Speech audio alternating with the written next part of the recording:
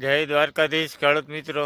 તો આજે આપણે વિડીયોની અંદર વાત કરશું ઘઉંની અંદર. હવે અત્યારે આપણે નિંદામણનો પ્રશ્ન જોવા મળતો હોય તો એવી કઈ દવા છાંટવી જેથી કરીને આપણે ગોળ પાન અને પટ્ટી પાનવાળું બેય ખળ હોય તો એ જાતું રહીએ. ખાસ કરીને મિત્રો પટ્ટી પાનમાં જોવા જઈએ તો કારિયું ખારિયું એવા ખળ હોય તો એ પણ ઘઉંની અંદર સાફ થઈ જાય.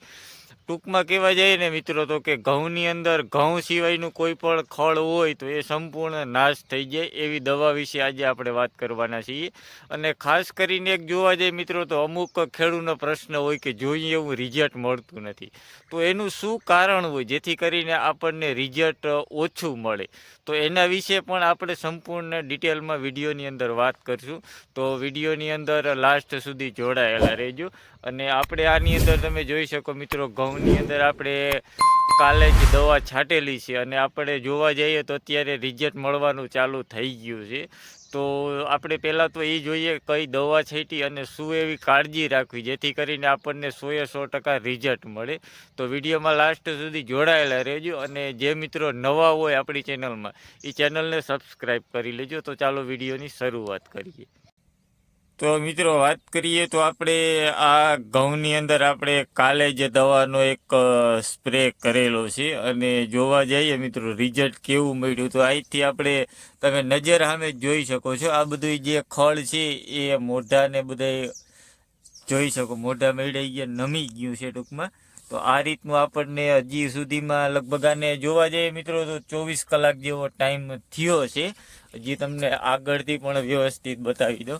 અહીંયા તમે જોઈ શકો આ બધું ખળ જે છે આમાં મિત્રો આપણે ગોળ પાન અને જે પટ્ટી પાન કહીએ બધું ખડ સંપૂર્ણ નાશ થઈ જાય. અને ખાસ કરીને મિત્રો જોવા જઈએ તો જે ગોળ પાંદવાળું ખડ છે એની અંદર થોડીક આપણને વહેલું રિઝલ્ટ મળે એવું જોવા મળી રહ્યું છે. આ તમે જોઈ શકો આ જે ગોળ પાંદવાળા જે ખડ છે એની અંદર રિઝલ્ટ આપણને ઝડપી રિઝલ્ટ ટૂંકમાં મળશે. અને જે આ રીતના તમે જોઈ શકો આ રીતના છે કારિયું ખારિયું પટ્ટી પાન છે એની અંદર એકાદો દિવસ જેટલું આપણને રાહ જોવી જોઈએ અને રિઝલ્ટ મળશે મિત્રો. 100% રિઝલ્ટમાં કોઈ તકલીફ નહીં રહે, પણ ટૂંકમાં ગોળ પાન રહે એનું જલ્દી રિઝલ્ટ મળશે.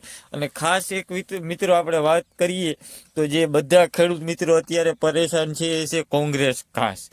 તો આની અંદર કોંગ્રેસ ઘાસ પણ સંપૂર્ણ નાશ થઈ જાય. આમાં આપણે ક્યાંય હોય તમને બતાવું, આની અંદર જોઈ શકો મિત્રો કોંગ્રેસ ઘાસ અહીંયા છે. તો જો આની અંદર હજી સુધી એવું કોઈ અસર લાગતી નથી, પણ 1 થી 2 દિવસ જાળવશો મિત્રો એટલે ટૂંકમાં ઘઉં સિવાય બધું ખડ સાફ થઈ જાય. તો સૌ પ્રથમ તો મિત્રો આપણે આની અંદર કઈ દવા છાંટી હતી એ પણ આપણે જોઈ લઈએ. તો અહીંયા જ છે મિત્રો એક આપણી પાસે છે, એક જોઈ શકો આ છે આપણી પાસે ઓરા છે જેની અંદર કન્ટેન્ટ જોવા જઈએ તો એ છે 2,4-D મિથાઇલ છે, એમિનો સોલ્ટ છે 58% WSC આવે છે. આ જોઈ શકો એક આપણે આ છે મિત્રો. આ સ્પેશિયલી જોવા જઈએ તો જે ગોળ પાંદ આવે એના માટેનું છે, જોરા કરીને છે.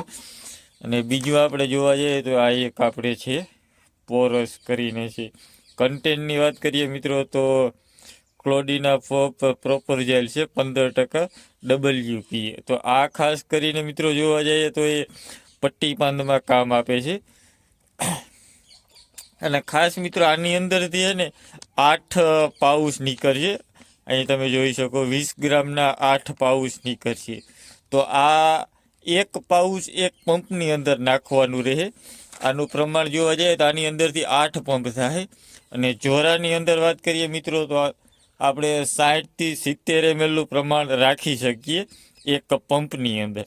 અને ખાસ કરીને મિત્રો વાત કરીએ આપણે દવા કેટલી છાંટવાની તો વીઘામાં ઓછામાં ઓછા 2.5 થી 3 પંપ તો ઓછામાં ઓછા થવા જ જોઈએ. 3 પંપથી વધારે થાય તો એની અંદર કોઈ પ્રશ્ન આપણને જોવા નહીં મળે, પણ 3 થી ઓછો તો રહેવું જ ના જોઈએ, તો જ આપણને સારામાં સારું રિઝલ્ટ મળશે.